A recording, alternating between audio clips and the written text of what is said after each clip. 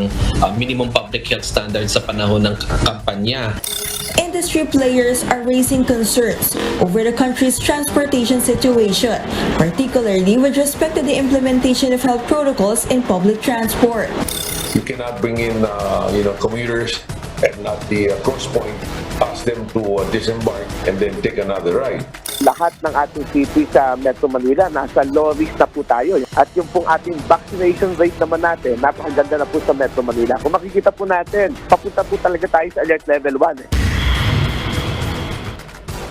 Metro Manila mayors have voted to downgrade to alert level 1 starting March 1, but the government is cautiously looking at campaign activities that may cause another COVID-19 surge until the May elections. How will the economy manage to operate fully under prolonged restrictions? We discuss in this episode of the Chiefs.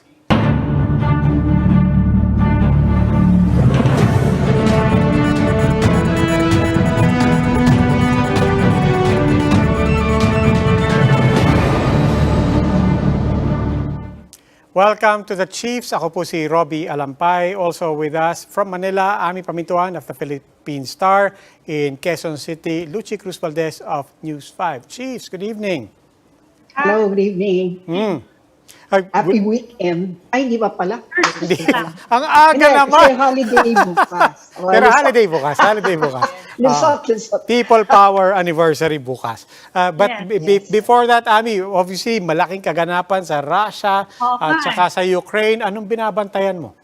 Happy Thursday na nga sana tayo eh. Ito ngayon yung Ukraine na nagkaroon ng ganyan eh. Of course, ang problema nating malaki is the oil price.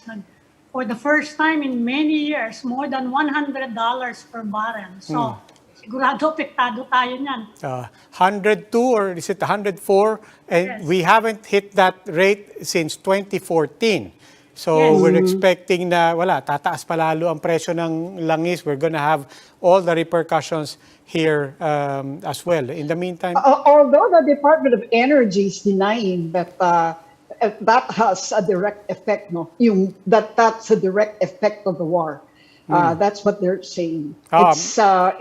It has a roundabout effect, but it's not really a direct effect of. But whatever it is, we're still anticipating that. And I think siguro mamaya itong guest natin might be a person to talk to also as we anticipate the fallout from that war. Joining us tonight is Presidential Advisor on Entrepreneurship, Secretary Joey Concepcion. Good evening, sir. Welcome back Good evening. to the Chiefs. Good evening, Robbie. Good evening, Lucy and Ami. Sir, before we get to that, and we will get to Ukraine and Russia and oil prices and so on, of course, the big story here at home, opening the economy even more, coming back to alert level 1. So from the private sector, how do you feel? Are we ready? Oh, yes, definitely we're ready. In fact, we just had our town hall this morning with the business community. All the different businesses were there, the restaurants, the spas, the amusement, and the concerts, etc. So we're all optimistic that things are going to look much better. Mirna Kabotahe of DOH reported that the vaccination program is really scaling up. NCR, she believes, has achieved its the highest percentage of fully vaccinated. So I think NCR should be ready for alert level 1. And other areas that have at least achieved, to my mind, anywhere between 70% fully vaccinated should be granted the pass for what you call this alert level 1. So everybody, go ahead. Are there any gaps that you could see? I mean, of course, we always discuss this mobility, public transport is always a factor, but are there any gaps that remain, whether it's minor or major to your mind? I don't think there are any gaps. Are there risks? There will always be a risk, no? But we have to weigh things, no? I think what's more important is we have to have a strong economy, just in case that the external environment that is brewing up in Ukraine and Russia does explode, our economy will be fit, no, to ride it through. So, and we are already feeling it right now. As early as, 6 months ago, we saw the creeping up of commodity prices. No? Because this thing of Ukraine and Russia just didn't happen right now. No? It was a build-up over time, and people were already speculating, and that's why you saw oil prices move up over time. No? And not only oil, but everything has gone up, from wheat to milk to sugar to basically every commodity has gone up. Mr. How Concepcion, full is... early, Yeah. Go ahead, Ami. early this evening, the IATF said it's changing. It's amending the metrics for de-escalating to alert level 1, meaning they will tighten some of the requirements, I think. And you heard the DILG officials saying they're worried particularly about the weakness of regulating campaign activities. What do you think of this amendment of the metrics? I don't quite understand how they will do it. Maybe they're going to look at, depending on the area, the positivity rate, what should they attain, the ADAR, etc. No? But kanina with Okta, they presented a whole picture, and it seems that many LGUs are doing very well. No? And some of them are ready for alert level 1. No? Not all, but quite a number of them are ready for alert level 1. So maybe that is the metrics that they're trying to determine whether positivity at below 5% should be a condition, hospitalization capacity, etc. No? But looking at the Okta presentation, everything was green. No? So it looked good. And the projection is it will continue in the next months. No? So I'm optimistic, and we have to open up. I'm actually right now in San Francisco, and they just removed the mask here in San Francisco 2 days ago. No?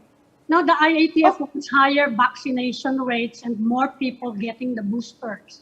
That's part of the amended metrics. So that will take a little time, no?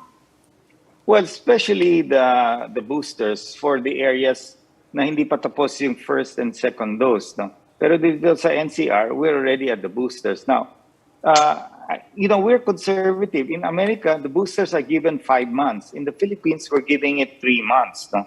So there is enough leeway between 3 and 5 months. So I feel that they should not use boosters as the metrics, because not all will be able to do that tomorrow. No, I mean NCR, yes, no, and the private sector is ramping up boosters. No, so but vaccination rate to me is fine. No, as a metric. No? How do you propose we operate in full capacity? Is it going to be by phase, maybe in terms of businesses? No, which industries may operate at full capacity now, or should it be everybody just open up to full immediately once alert level 1 is declared? How do we go about it? Well, if it's alert level 1, we hope to bring. Right now, our factory workers are already working. No, they've never stopped. But our office people are still working from home. So we want them to come back to work. And that's also important to really spur the economy. No? When people stay at home, there is no mobility. They don't ride the bus, they don't eat in the canteen, they don't go out for lunch, etc. No? So when you have more people going to the office, there is more spending out there. No? And it's also good for the well-being of our employees. So hopefully, once alert level 1 is declared, then we will allow our employees to go back to work. And likewise, hopefully in June, when school opens, we allow face-to-face. No? I think it's about time that we allow our children to go back to school, fully vaccinated, of course, and of course the faculty. So when you have people going back to school, people going back to office, then you're bringing back your normal life. No? And I think for as long as everybody is vaccinated, then it should be fine. Yeah, but there will be, there will be trepidation, and that's just human nature. It's also natural both on the level of the individual and on the level of organizations also. I know a lot of organizations are also quite careful. They want to understand what's my responsibility if I start to require everyone. But I guess to Luci's question, you're plugged into the private sector. How do you anticipate this rollout of the opening up and getting people back to the offices, will it be, slowly opening up? Will it be shifting schedules, or it's going to be one time, big time? Lahat tayo pasok na. Well, right now, most are working from home. For example, in our company, they go to the office twice a week. No? So ideally, what we will planning to do is they come to the office 4 times a week. Friday basically is work from home. So we are going to move on that gradually. No? So it will be done gradually over a period of maybe 3 weeks, and eventually in the 4th week, everything is back to normal. Except Friday, we intend to just make people work from home. Now, each one will do their own. No? We don't know. And I think by now, in 24 months, we all know how to manage the health situation because we've lived through it, we've survived it, and wearing of mask will still be part of it. Yeah. While other countries have removed it, we are still for it. No? Oh, okay. So I was going to ask you, because you just mentioned that in San Francisco, there's no more mask requirement. No, do you agree that we should also go that way as soon as alert level 1 is declared? Or do you agree that we should just keep it on even when we're in restaurants or in indoors, in establishments, malls, etc.? I think we should keep the mask for now. I think it's very important because let's not open up everything in that sense. No, while other countries are more aggressive, Europe, even in the States, they're more aggressive. Even myself, when I go out here and they just declared that 2 days ago, I still kept my mask, and many did. Not everybody. It's purely voluntary. So I think in the Philippines, we should just still keep the mask and look at the situation for a couple of months and see. And eventually, down the road, you can start with outdoor. Maybe you can remove your mask. But for now, both outdoor and indoor, I would suggest that everybody wears the mask because we have the campaign season, especially right now. And these are all done outdoors. So you want to see everybody in these rallies with a mask. No, it would be very dangerous if the rallies will have people not wearing masks. And that can be a super spreader. As far as this, yeah. Okay, no. Go ahead, Ami. Yeah, the hospital owners and several doctors' organizations are saying the government should slow down and should wait at least a week in March before de-escalating to alert level 1. Is that a reasonable request?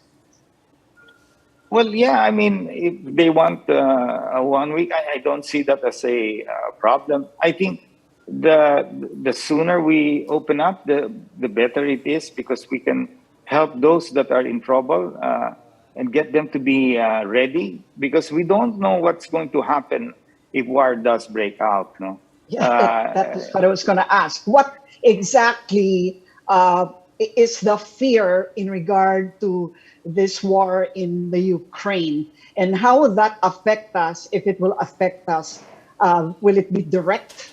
Will it be a direct impact on us, or will we have time to actually adjust to whatever however it might impact us? Well, if Europe and America is part of this, no, and because they are supporting Ukraine, and now what will affect us is, of course, a further increase in. It's bad enough that commodities are sky high right now. It's just going to even get worse, no? To the extent that the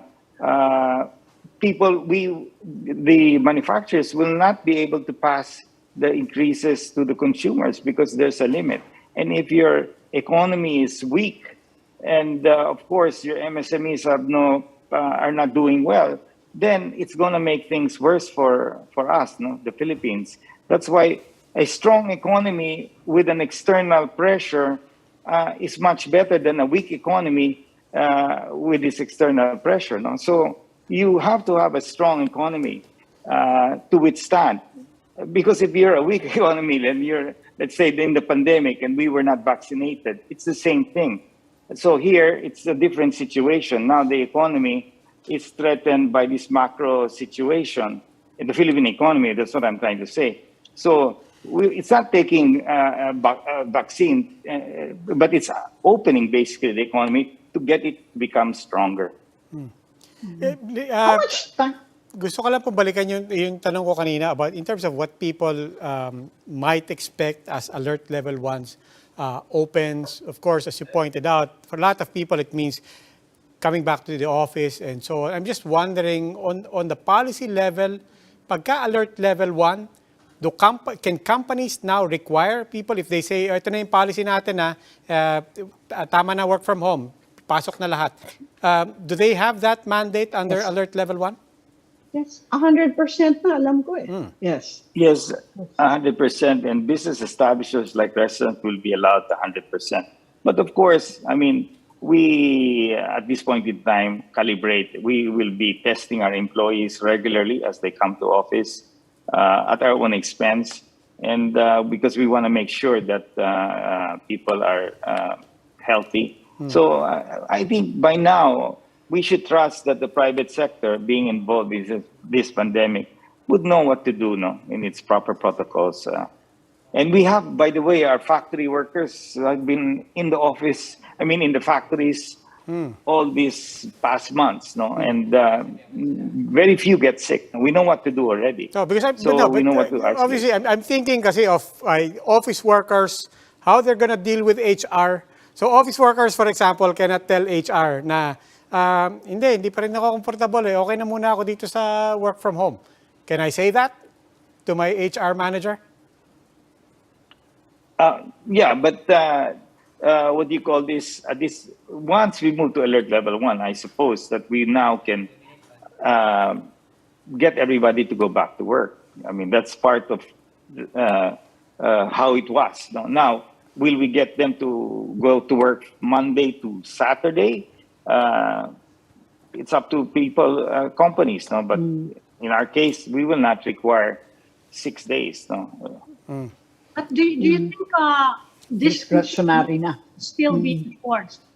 You think distancing should still be enforced? Because this is the concern of the government officials, the ALG, for example, that there will be so much crowding and it will encourage more, another probable spread of infections.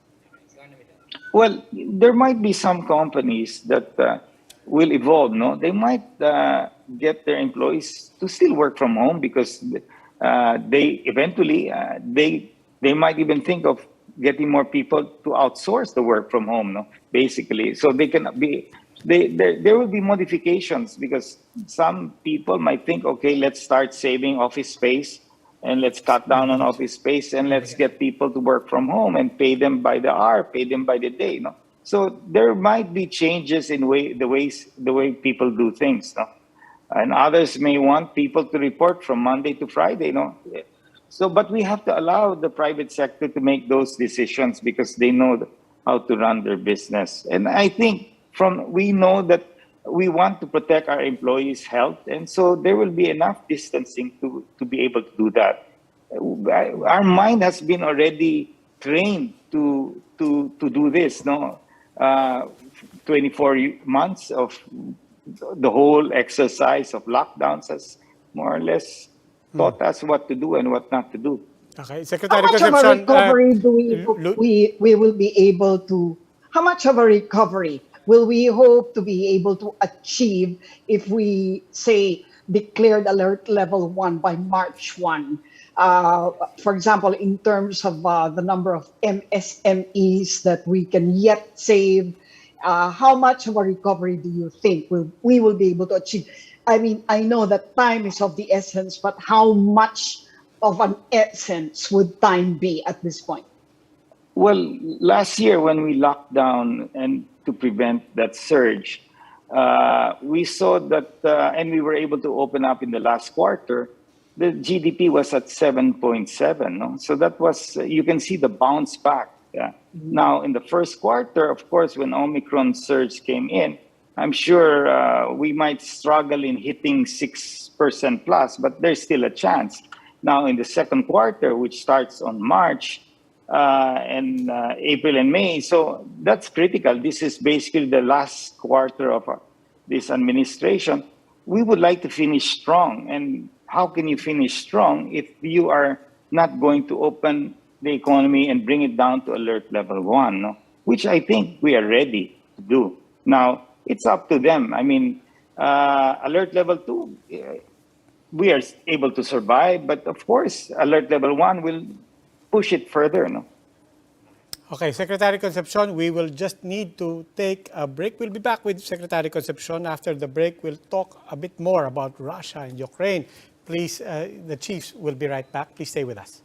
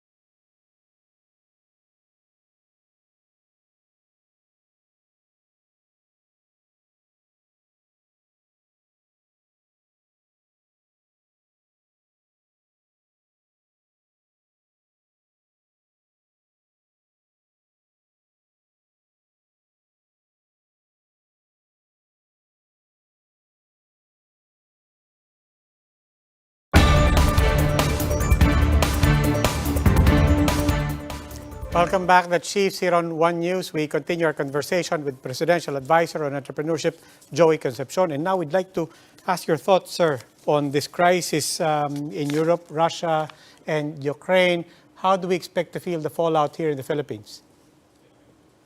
Well, basically, prices of commodities will further increase, no, from its high as we speak today. Oil is what, at $100 and $4. You know, it can still go higher, no? And you've got wheat, basically, which we produce that raw material for flour, and that goes into our bread. So bread prices will go up. Of course, sugar has gone up already. We buy sugar for our products like ice cream. So it's hit a high. And SRA has allowed the importation of sugar for the beverage companies. That's to show you that they are preparing. No? So everything is going up. And the war would just make it worse. How about your supply chain, sir?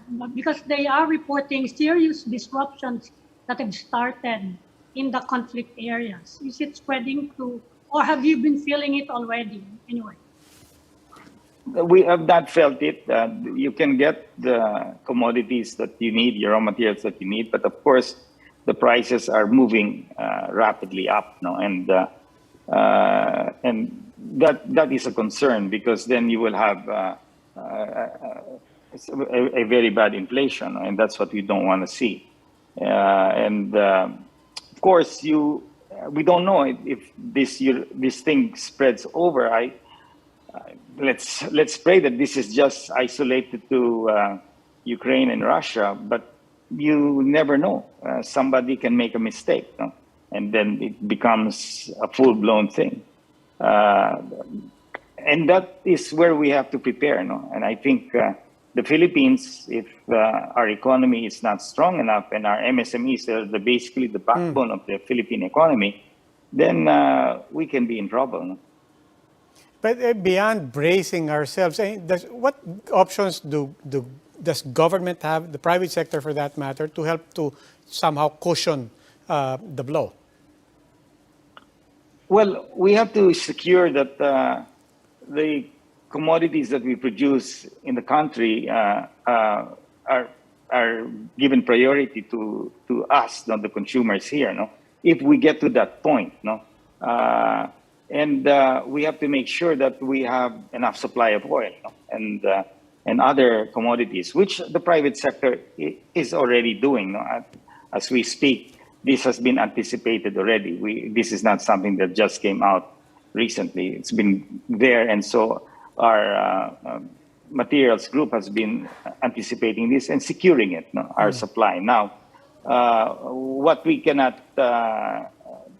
hedge indefinitely is price increases, no? So ultimately, these price increases will hurt our consumers. And of course, as producers, we don't want that because we're after volume and market share, no? So if you increase your price, then people will not be able to buy your product, no? So, and that is a problem. So I think at this point in time, and that's why we've been pressing that it's very important that the economy of the Philippines becomes stronger and resilient. Remember, Secretary Dominguez said we borrowed about 1.7 trillion pesos, no? And that has to be serviced. Now, if interest rates go up because of hyperinflation, and that will be a problem for us, no? Is there any wisdom at all in delaying declaring alert level 1? I mean, even from a health perspective, because, well, theoretically, at least some experts believe that it's still very possible for another surge to happen. And if we go alert level 1 and then a surge happens again, how harmful will that be? So my question is if there is any wisdom at all in waiting for a better time to do it. I think with the external pressures coming out, we should open up quickly to get our people ready, no?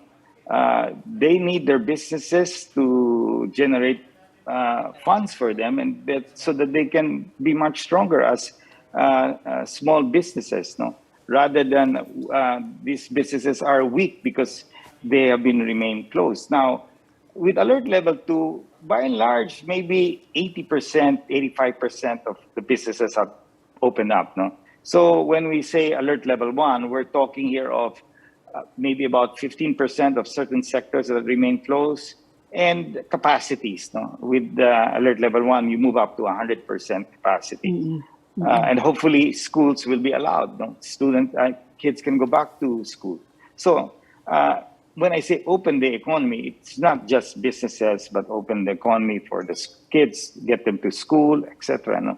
So I think that's what we have to do. Now, can we afford to just wait? I don't think we can afford, because we have incurred a huge debt, and Secretary Dominguez is looking at ways to repay this obligation over time, no? And the next administration will bear that responsibility. But it can be corrected. But if you open the economy and people will do well and pay taxes, and this is how we pay for our debt, no? We cannot allow the debt to GDP to go over 60%, no? Okay. How normal will normal be, you think? Will it be as normal as it was before the pandemic, or what kind of changes do you foresee taking place with this, well, new normal, as it were? I think, well, you know, maybe my experience coming to the States is that it was a shocker for me, because I was very scared to come here. But when I came here and seeing people, okay, wearing masks, but going out, watching the games, full capacity, going to restaurants, people wearing masks, and still at 100% capacity, no? And there's no alert level here. They are just mandated to show their vaccination cards.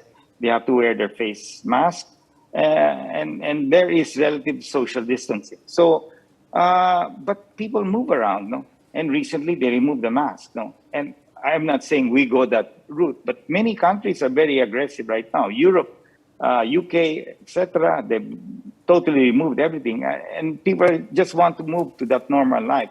Now in the Philippines, I'm not saying we go that way. I'm saying we just open the businesses. We continue to wear masks. We still try to practice social distancing, Let's not, pack our offices.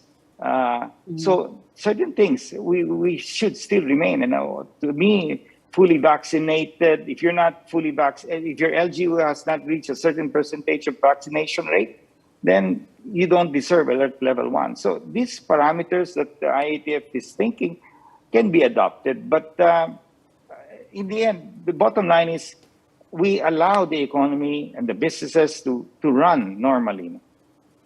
Okay, Secretary Joey Concepcion. Sir, maraming salamat po. Thank you, Secretary. Thank you. Thank you, sir. Thank you, everyone. Thank you. Mr. Good night. Concepcion, of course, is Presidential Advisor for Entrepreneurship. We will need to take another break. Please stay with us. The Chiefs will be right back.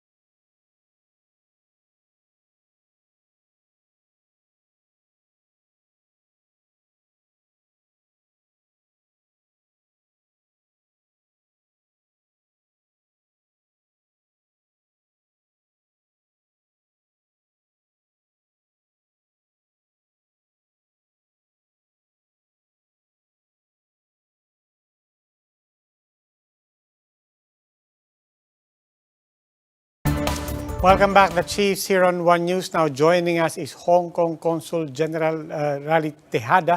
Good evening, Mr. Tejada. Good evening. Good evening. Good evening, sir. Sir, Good evening. we'll go straight to the point. Kamusta po mga kababayan natin dyan? We're getting reports of people on the one hand testing positive, but then also getting the squeeze from their employers. Bayan is calling it a humanitarian crisis. We don't know how that extreme that statement is, but what's the real context? How would you put the real context? Right now, the situation is extreme. Infections are still going up, and almost a daily record is registered every day. From zero a few months ago, ngayon po it's about 8,000 a daily. 8,000 daily po every day na po ngayon. It started from 100, 300, 600, and then it became 600. From that, exponentially, it became 1,000, 2,000, 3,000. And 6,000, 8,000, 8,000 again. So unfortunately, since we have a big population of Filipinos here, marami pong naapektuhan. But right now, our tally is about 108 for this fifth wave that we call. But I can assure everyone that the consulate has given assistance to all Filipinos needing it, and all have been accounted for. Either they've been given medical attention or put in isolation centers. What else does assistance mean para po sa mga kababayan natin dyan? Dalawa po yan, sir. first, they have to use the Hong Kong system. There is a protocol that we need to follow here. If you are experiencing mild or no symptoms, you need to call their hotline, which is 1-836-1115, 1-836-115, and then a medical doctor will have to assess your condition. And most of the time, our kababayans who thankfully are just experiencing, I'm glad to report that all of them are actually experiencing mild symptoms only. So most of the time po, they are just required to stay at home and self-isolate. And the isolation part is the problematic part, because last week there was a surge of cases. That's why there are a lot of people in hospitals, and of course the hospitals were full to the brim, and people had to wait a long time to get accommodated. But we have solved this because we have partnered with the Filipino community and some well-meaning NGOs to open up isolation centers that would cater to Filipinos who need isolation but have not yet been taken in by the Hong Kong hospitals. So we have isolation facilities available for our nationals here in Hong Kong. So what is the situation? Oh, sorry, Ami. Nagsasabay. Okay. Sige, ikaw muna.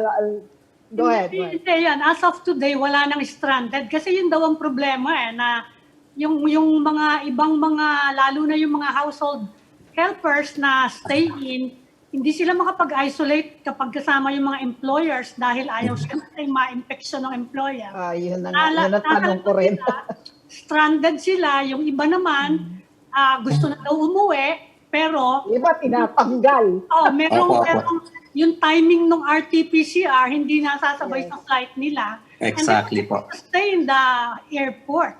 So, kumusta yung situation nila? Meron bang ganun pang mga cases, stranded pa rin sila?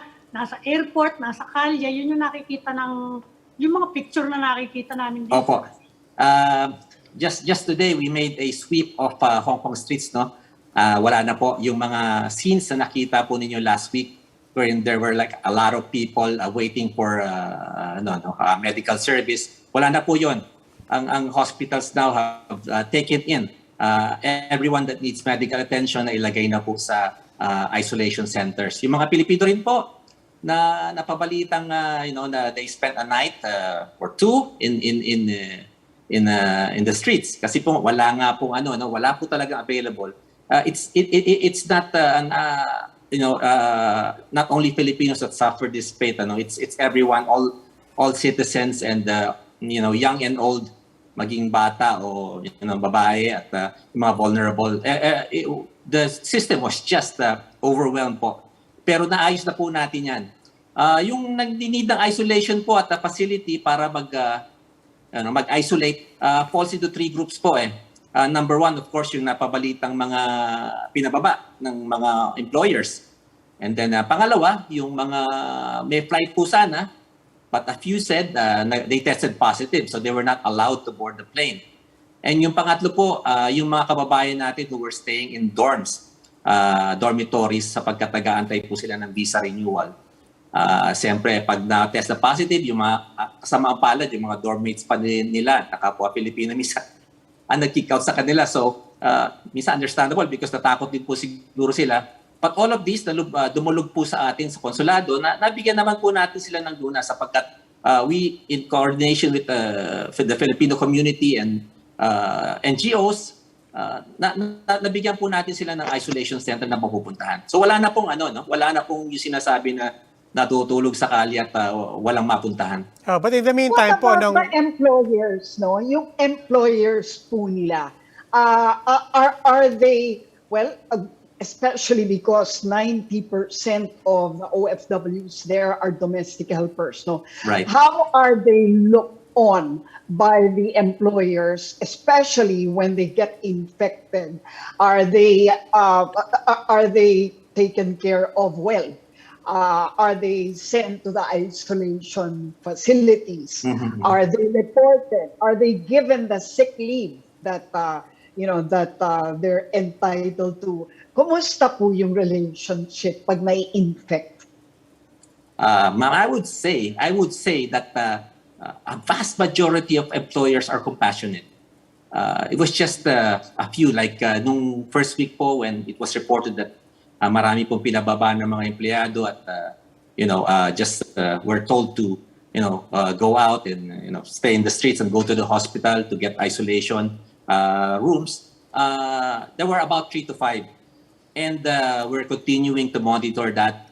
But I would say in general po, compassionate po ang mga employers dito. Kaya nga po very popular ang Hong Kong for our workers eh.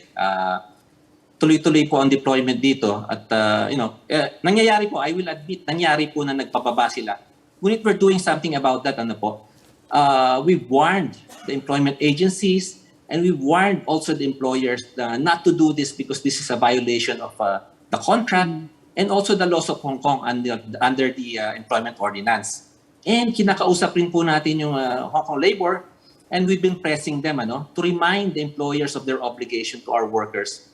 And today po we got a victory sapagkat Hong Kong Labor Department just issued a circular that was circulated all over Hong Kong to remind employers again of their obligation to their employees na sila dapat ang primarily responsible sa medical care ng kanilang employees and hindi po sila ina-allow na mag-terminate ng employees nila, especially when they're sick.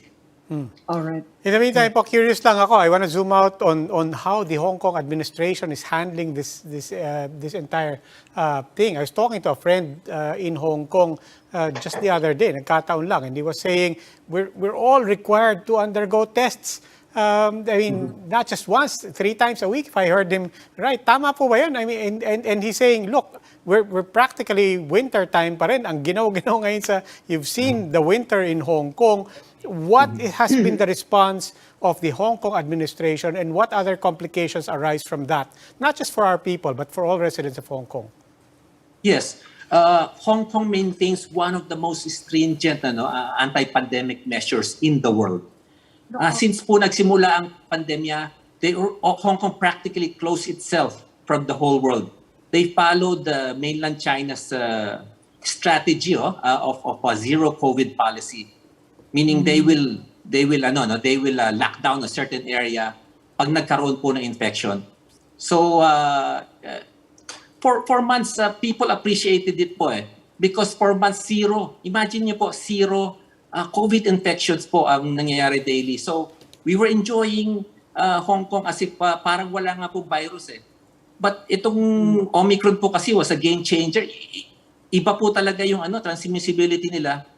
So from zero na bigla sila bilang 6,000 and now daily 8,000. So just to say na talagang hindi po sila, they were prepared but they did not anticipate the severity and magnitude of this Omicron variant. Kumusta naman po yung yung vaccination ng mga kababayan natin? 100% ba? Requirement ba yon? Vaccination? Ma'am, ito po, at one point po, the Hong Kong government proposed or floated the idea of having our domestic workers, mandatorily vaccinated. But of course, marami pong pumalag sapagkat it's not because of anything, but because people felt they were singled out.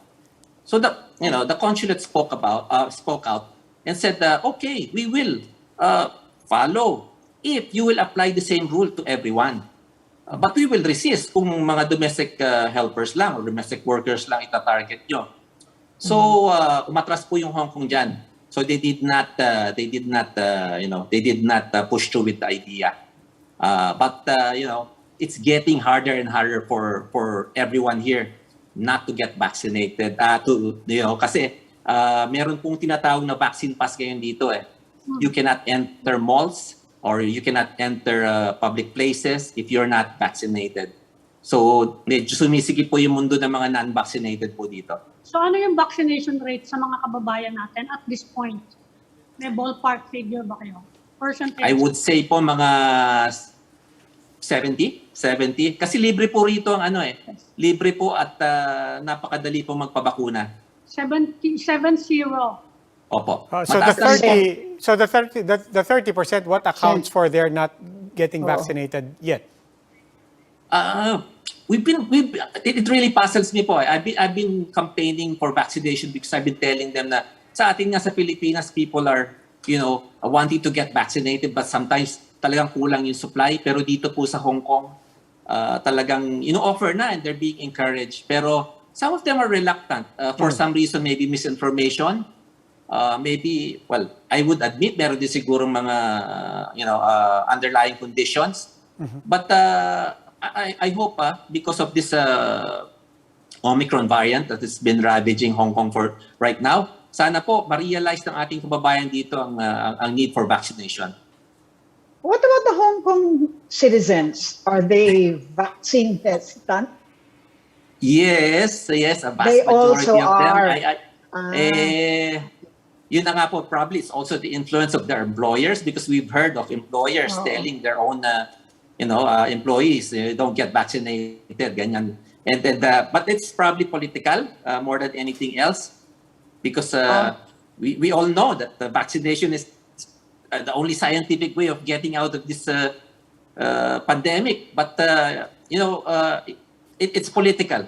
Part of it is political, probably. What do you mean? What do you mean? Yeah, ayaw nila as a sign of protest? Yes, because some of the vaccines are provided by China made. Yes. yes. I see. So may ganun. And also there's still animosity between some citizens and the government I see. because of the protests before. So there's a dynamic to it. But I'd rather not comment because it's political. Yeah, yes, of course. Western vaccines? Wala bang Western vaccines dyan? Hindi ba Meron meron? din po, we are provided BioNTech po. Di ba maraming elderly rin dyan sa Hong Kong? Yes. Sadly, that is the case. Marami po elderly that refuse to get vaccinated because maybe they're not convinced or mahina yung information drive. But that's their citizens po Okay. Hindi naman as far as employment opportunities for Filipinos, hindi naman yun na-disrupt, hindi naman yun napipigilan ng COVID. I mean, it's not like they're closing their doors just because of COVID. Hindi naman po. Pero the demand right continues. now, there is a barrier for anyone coming over because right now, you need to be vaccinated to come back. Yung mga helpers po natin na umuwi, they need to show proof of vaccination before they're able to check in sa ating mga flights papunta rito. But that's those are returning OFWs. Those are OFWs returning to Hong Kong. But are there still new openings opening up? Pardon, sir? What's the question? Other than mga returning OFWs, what does the job market look like and for Filipinos who are still looking to baka pwedeng makapagtrabaho sa Hong Kong? Marami po. I would say that there are a lot of opportunities because there's I wouldn't say an exodus, but a lot of expats have been leaving Hong Kong. So I think that's an opportunity for our people who need or who want to try their luck abroad. But that's most of this is banking. But I wanted to add, you're talking expats. This is white collar jobs. This is not domestic work openings. You're saying for replacement in industry, in corporations, and so on, that there is the opportunity is actually there. Right. Tama po. Pero hindi ba naapektuhan din yung mga Filipinos? Dahil karamihan sa kanila also employed by the expats in Hong Kong. And the expats living because... That's true, no? I need to explain something po. This is a employees market po for domestic workers because of the tightening and the restrictions, mas malaki po yung demand kaysa supply ngayon. Marami pong hindi nakakabalik from the Philippines, hindi po ba? So marami pong nangangailangan ng mga domestic workers dito. In fact, nagkakaroon pa ng bidding war eh. Really? There is a minimum wage, but actually our people are getting higher than the minimum wage because of this. What do you mean dahil hindi bumabalik dyan? You mean to Kasi ma'am, say ano po that... the flights, the Philippines unfortunately is still part of those 9 countries that has been banned by Hong Kong from having flights going to Hong Kong. I see. But as far as the job opportunities, they're there. The demand is high. Kaya lang ayaw papasukin yung mga aeroplano from the Philippines, flights from the Philippines. O paano yun nare-resolve? I mean, how is that? Are we moving toward a resolution of that? Of course, we diba? We try to press them. We try to convince them that things are getting better in the Philippines because they base it on on the statistics sa Pilipinas if we're getting or improving pandemic-wise, but they feel the situation is still not so good. But we're trying to convince them that hey, actually umiigi na po sa Pilipinas. So, but it's really their call. Sundutin ko lang, follow up lang ako dun sa sinabi nyo. No? And, other than sa domestic workers, white-collar jobs, expats in particular, there's a flight of expats from Hong Kong, therefore an opening for expats, which may be an opportunity. You mentioned banking. What other sectors are there that are looking for expats right now? Oh, we're big in engineering. Marami pong engineers na actually na employed ng MTR. Yung kanilang yung LRT sa atin dyan, they call it MTR dito, yung rail. And also, malakas din tayo sa construction. We have a lot of managers manning yung mga construction dito. And also landscape, yung mga, what else? Not so much teaching kasi that's still dominated by the English speakers na first language nila yun. But yun, yung mga managerial, meron pa rin sa construction, sa what else? Construction and engineering, I would say. Okay. Kumusta naman yung situation sa consulate? May mga nagkakasakit ba sa inyo? I hope you are all safe. We are safe po. Thank you for your kind thoughts, ma'am. But we since the pandemic began, hindi po kami nagsara. And thankfully po, we are able to maintain our services despite the challenges. But we continue to pray that we continue to be safe and be allowed to serve our kababayans here. Okay, Mr. Tejada, we're almost out of time. Maybe you would have a message both for our compatriots in Hong Kong and for that matter, yung mga nandito na nag-aantay and looking for news on what's going to happen to them. Yes, of course. Gusto ko muna i-address yung mga pamilya ng mga kababayan natin na naandyan na mayroong kapamilya dito sa Hong Kong. Please continue praying because the situation is still not that ideal. Pero nag-stabilize na po and hopefully we'll experience a downturn pagdating sa COVID numbers. But still, we hope it's going to improve. But rest assured po that your consulate, your government is doing its best to make sure that everyone is assisted. At doon naman po sa mga gustong bumalik ng Hong Kong, you know this, I've been in touch with many of you. We've been moving heaven and earth to convince Hong Kong to open up. But as you know, it's really Hong Kong's call, but we will not stop po trying. Okay. Hong Kong Consul General Rally Tejada. Sir, maraming salamat po. Ingat po kayo dyan. Maraming salamat po. Thank you, sir. And that's all for this edition of the Chiefs. We hope what was discussed here will keep the conversation going. Before we go, a reminder to our viewers, mask on, wash hands, and stay safe, Philippines. I'm Robbie Alampay. I'm Mami Pamintuan of the Philippine Star. I'm Lucy Cruz Valdez, and we are One News.